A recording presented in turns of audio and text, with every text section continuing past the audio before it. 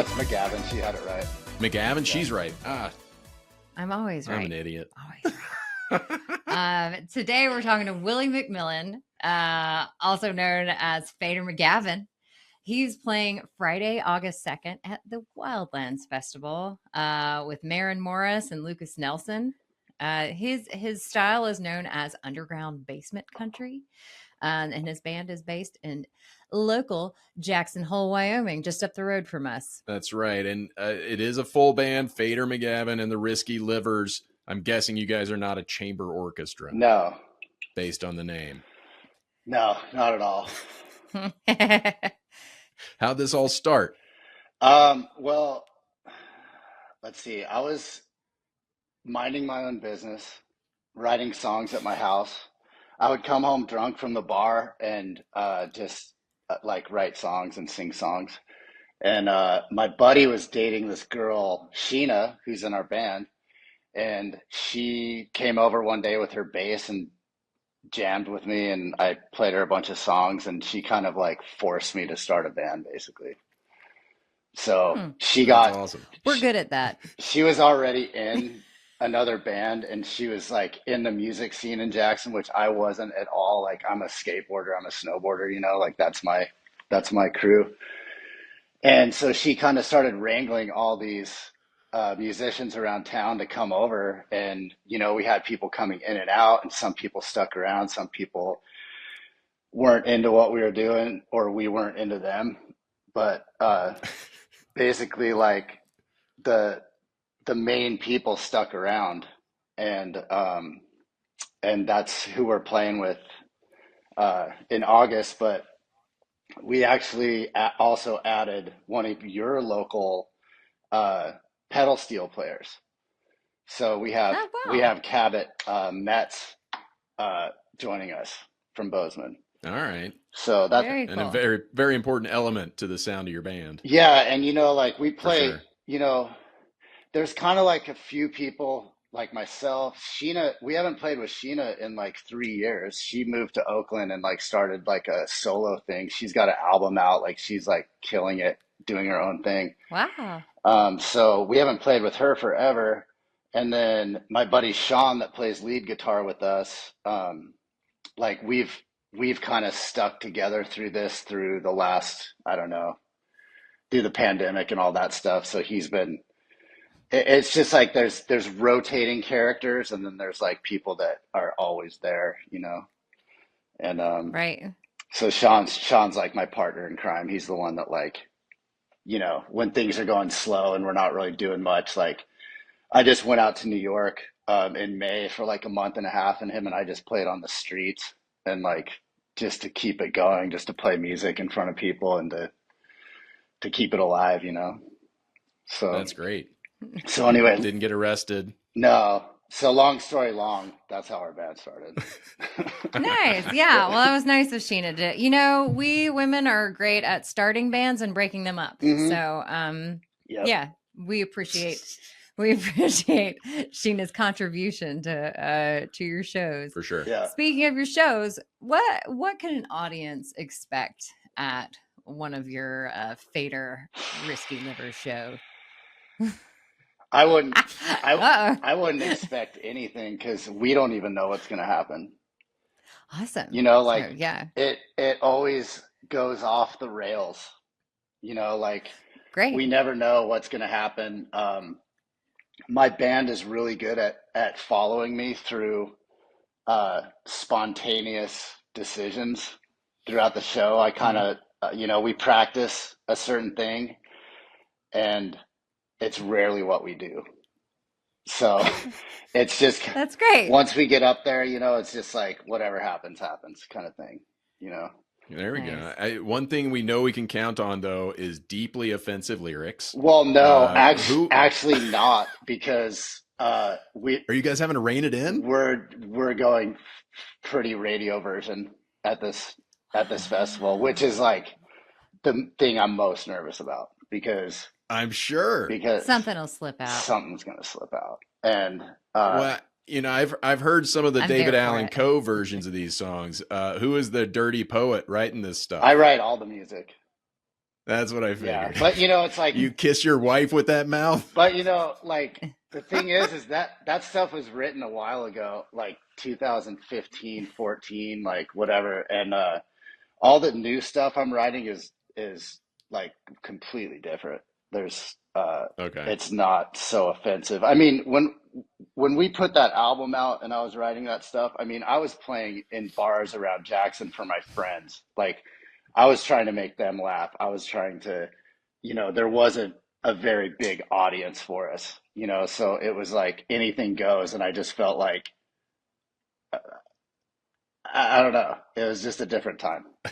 It was a different time. But Nice. now you've been saved and you're giving it up for Christ, and so good for you. I'm proud of you, Willie, for turning over a new leaf. I think, you write what you know is what we've Yeah. learned about all these interviews. And it's like sometimes your life is dirty and raunchy, and sometimes it's fairly vanilla. Well, and you know what So- else too? I look back on that stuff and it's like, you know, I felt like playing in front of my friends, and like, I was raised by wolves. Like my friends are pretty, I love my friends, but they're, it's like you're, I felt like I was being vulnerable writing these songs and like, you know, whatever, singing about these things. And I feel like the profanity was almost like an armor back then to be like, Mm. like if you throw like some terrible words in there, maybe, you know, It won't it be won't so it emotional. won't feel so vulnerable, So it was Right. like Yeah. I think that's kind of that was kind of used as armor looking back, and like I don't need it anymore, and it's just I'm writing different stuff. I've moved on, So That's I awesome. really don't have a problem like cleaning it up, like I've kind of rewritten the lyrics of some of these songs that are highly offensive and replace them with words I don't mind. Like I don't feel like I'm selling myself out or anything. Um, Yeah. but we are so I have a warehouse in Wyoming. It's like an hour outside of Jackson, and that's kind of where we rehearse. And so we're actually doing like a pre-show. Well, no, actually, I don't want to tell people about this because this is like private. This is like friends only. But Never Okay. mind. like, Yeah. This didn't happen. but anyway, the show that the show that's not happening that I'm not talking about right now Yeah. before we go up to Montana, that one we're going full bore. That one's like Okay. that one will not be censored It's at gonna all. be ugly. It's gonna get ugly. Got it. Yeah. Nice. People. All Nice. right. I like shows like that. We're big drive-by truckers, like since the beginning of drive-by truckers followers.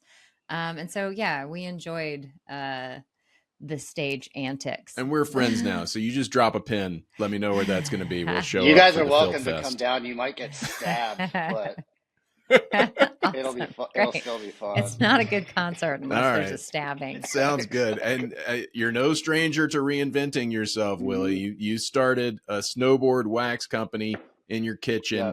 You started an underground country band in your basement. Yeah. What other rooms in your house are you going to use to launch livelihoods? I don't know. I might do an OnlyFans page in my shower. I don't know. Okay. In That the sounds boudoir. wonderful. Yeah. Well, yeah, you guys were Well, talk about the wax company a little bit though. How is that doing? Well, It's Bluebird Wax. yeah, right? that's a full-on snowboard company now. I started that in like 1986 and on my mom's stove, and now we design snowboards from scratch. We make our own snowboards, we make our own outerwear, we do goggles, gloves, everything. We're like a full-blown tiny little snowboard company. That's killer. awesome. That's so And good. I work with all my best friends that I've been snowboarding with for 30 plus years. And, we're all professional snowboarders in the 90s and early 2000s. And we've started a lot of companies. We've had other snowboard brands. We've started denim companies. We've started all sorts of stuff. We just all have been entrepreneurs kind of since the get-go because, it's like snowboard careers are short. So if you start Yeah. if you start your own company, then nobody can tell you when you're washed up. You get to Smart. make the call on that. So Yeah, we've been doing this stuff forever, and it's been a long road. And I'm really excited about the snowboard company at the stage it's in right now, because I'm like bringing friends in to help me run it again, and we're moving our warehouse down to San Diego, because it was in my warehouse in Wyoming, but the shop was only open when I was around. So like, we were open a few weeks out of the year, the last like 3 years. And Okay. we've still been selling out a product, but it's just, we're like, I don't know, we're trying to, I don't know, make it more legitimate, like make it open all the time, at least, you know? All I know is That's great. I like the Bluebird logo, and I feel like it would be good friends with the Marmot logo Oh yeah, behind that's us, true. right? That's true. That thing might sit like Yeah, on the marmot's like shoulder or something, you right. know? Cinderella Yeah, style. Yeah, yeah, Totally agree. Or is that Snow White? I don't know. I get my princesses confused. yeah. I do too. So you guys were featured, Fader McGavin and the Risky Livers were featured in a snowboarding film, Depth Yeah, Perception. Is it fun? I actually narrated that movie. Oh, wow. Very cool. That's our buddy Travis Rice that did that movie, Depth Perception. He's been a writer for Bluebird since the beginning, since he was a kid, a teenager. That's And great.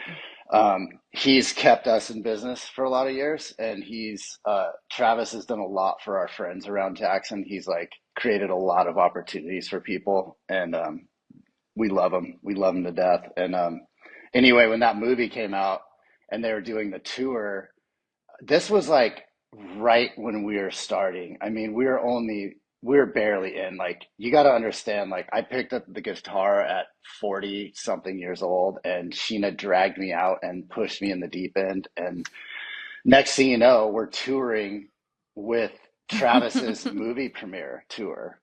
And Wow. Skull Candy, the headphone company, gave Yeah. us a tour bus and a gas card, and Oh, no sent us on way. the road. And like, we were playing in front of a bunch of people, and I just started playing. Like, it was, if there's, I don't think there's anything scarier than, like, it's one thing if you know what you're doing and you get on stage, that's still scary. But like, not having any clue what you're doing and doing it is absolutely terrifying. Yeah, And that's like a living nightmare kind of thing, it right? is. And luckily, the people I play with are really good. So it worked out in the end. But They propped you up a little bit. yeah, and they were patient with me, and I think we're in a better place now. But So do you spend most of your time in San Diego, or I are I you really in I really Wyoming for the most bounce part? around a lot. Like, I literally live out of a backpack most of the time. Nice. I don't know. I'm either in Wyoming, New York, San Diego, or Europe. And I'm just like out of a backpack. Those are good places, all of I've them. either got my snowboard bag with me and my guitar, or just my guitar. And I can't sit anywhere very long. So I'm constantly Understood. moving around, and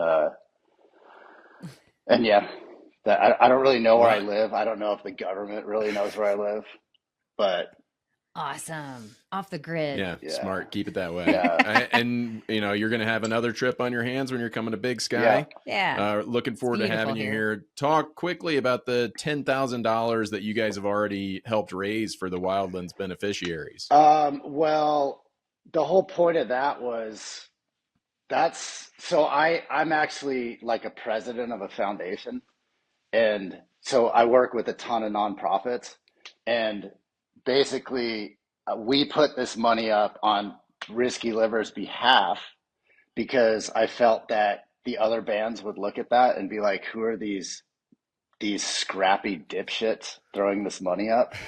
This is making That's this is great. making us look bad. We make millions of dollars. Like, we should kick some money down. Right. Love So that. that was the whole premise of that. It's not like literally coming out of the Risky Livers pockets. We're all these Totally. guys are broke musicians, and but I wanted it to come from the band to encourage the other acts to step up, Right. you know? Mm-hmm. So hopefully they see that and we guilt trip them into donating some money. That was the point of that. That's awesome. That's It's exactly the a mindset. fantastic tactic. Yeah, that's like the whole mission statement for this music festival. So, But so we're doing, good work getting on board. we're doing, I guess they're doing some benefit the night before, and Lucas is going to Yeah. play some guitar and auction the guitar off. And when is this thing coming out, by the way? I think the 25th of June Okay. was the plan. June? July. July, sorry. Sometimes I speak before I should. So maybe this is one of those times where I don't let the cat out of the bag until it's time. Okay. But we have a big surprise for these guys at this benefit. You heard it here, guys. All right. We're gonna It's a solid put it this way: tease. we're gonna make the other acts feel really bad. They're gonna have to step up and throw some money in. Yes. Right. Yes. You're going Force to their motivate. hand. You're going to motivate them. We're here to Make them motivate. pony something up. We're here to motivate, Mhm. you know. All right. And if this is like, I'm very excited about this. you know, we're very grateful and just excited to have gotten invited. A lot of little cracks had to open and things had to slip through them, and people had to really. There was a lot of people that were behind us, kind of like putting us in people's ears constantly. And I'm really appreciative of all these people that like were supporting us and kind of like, I don't know, like we clearly don't belong at this music festival. Let's be honest. You know, these are huge acts. Like but you know, whatever. We're willing to step up to the occasion and do what we do. Yeah. But give them a show. but- Give them a show, Willie. I've listened to your music. I believe in you, and I'm looking forward to hearing you at Wildlands. We do want to do our part. We're done with questions, Okay. and now we're moving on to the dumb thing. okay. But so I know that Fader Magavin thinks that it's cool to have a risky liver, but I'm guessing Willie McMillon does not. Okay. So we have written some potential lyrics now that you're writing new songs to pitch you, see if you want to include them in upcoming songs. You have no idea how excited I am to hear these. Okay. Hey. They're all about liver health. All right. This is you're going to try to sneak these in Okay. because Willie believes in this. Okay. All right. Michelle's going to do the first one. I'm just making this up on the fly. Okay. I'll take a water after each libation, 'cause liver functions improve by hydration. Ignore the tune. It's about the lyrics only. I mean, I think I'm going to give it a tune every time, though. Might as well. I mean, I think And then you. I think it's good. I think those were two really good words to rhyme together. I would have never have chosen those. Like I've never written a song with the word hydration in it. No, That's for sure. Nobody has. No, well, But Today's you have. today's It's a first. Maybe you start and we decrease some of that liver risk. Okay. Okay. So here's the second one. The word cirrhosis used to make my hairs bristle until I started taking daily milk thistle to reduce inflammation and decrease liver stress. Nah, it's just You know what everybody's these like, lyrics sound like? It's like if I, got a DUI and had to do like a public service announcement. Yes. Yeah. This is what Yeah. the judge would make me sing on the commercial. Yeah. Absolutely. You'd have Willie up there. The word cirrhosis used to make my hairs bristle Oh, there he is. till I started taking daily milk thistle. So what do you think about hairs bristle, milk thistle? I think they're solid. Reducing inflammation and decreasing liver stress. I think they're solid, Also, it's like risky livers. It's like obviously it's a play off of whiskey river. It's obviously got a double meaning because we live riskily. Is that a word? Mhm. Riskily. Risk. Yeah, you're not risk averse. That's for sure. Riskily. I don't know if riskily is a word, but let's make it one. You know, like a lot of our like flyers and stuff used to have these old photos from like the 50s of like little kids sticking forks in the electrical sockets, Hmm. or Yeah. Bill Murray in the bathtub with a toaster. You know, There we it's Yeah. go. living riskily, you know? Yeah. Yeah. You're a risk All right. taker, There's one Jason, more. Okay. Michelle's going to do the last one. It's really good, though. isn't it? Um, when it's hot, I want a fan that's misting. When it's not, I want N-acetylcysteine to protect liver cells by churning out glutathione. I eat antioxidants and omega-3s and say, piss off, fatty liver disease. I've got all the tools to manage liver health on my own. Wow. Beautiful. That is, Yeah. There you go. Yeah. Joe did some Googling. Can we tell? I love it. Have you used N-acetylcysteine in a song before, or would that be a first as well? Well, I Really? think that might be the first time I've ever heard that in my life. So the answer is no. Yeah. That's a hard no. Yeah. Yeah. My dad's a functional medicine doctor. He sends us like so many supplements. I have a ridiculous wealth of just like all this stuff. I'm like, I'm just taking it. I don't even know what it means anymore. Can I'm we just can taking we be thousands. honest for a second? Did you Yes. guys use Chat GPT to write those? I used it as a research assistant, Okay. absolutely. Okay. But I didn't have the Chat GPT write the lyrics. Okay. I rhymed glutathione with health on my own all by myself. That's really good. Is it? I think so. Is I it? mean, Listen. I'm a big fan of really reaching for things.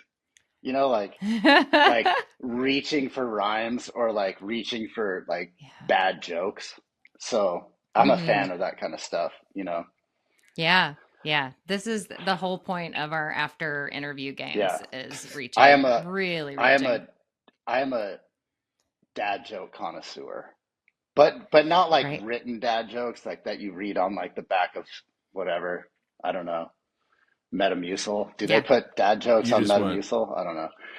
all the time. You just want a We can. spontaneous dad joke that comes Right. out of Yeah, they have to come out out the of thin wind. air, and Yeah. I Well, want let us I know. want people to roll their eyes when they, you know, like you have a good dad Yeah. joke if you hear a sigh or see an eye Yeah. roll. Absolutely. Yeah. My son wouldn't let Joe drive them to a dance because he was like, no, I know the jokes. I know the dad It's the jokes would best. be It's the happening. best. Yeah. I'm a big fan. I'm just. I think he's learning to appreciate them. I at this make point, though. jokes, but I don't make dad jokes. Well, yeah, it's been so lovely chatting with you today. Thank you for giving us some of your time.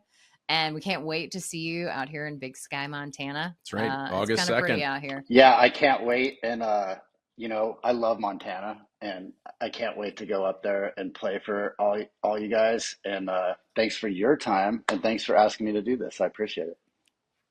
Sure thing. All right. We'll see you at the warehouse All right. event. Sounds good. It's not really But happening. yeah, it's not. We canceled it. It's over. We put the mouth on it. Yeah. Okay. All See you right. guys later. Bye Thank now. you. Bye-bye.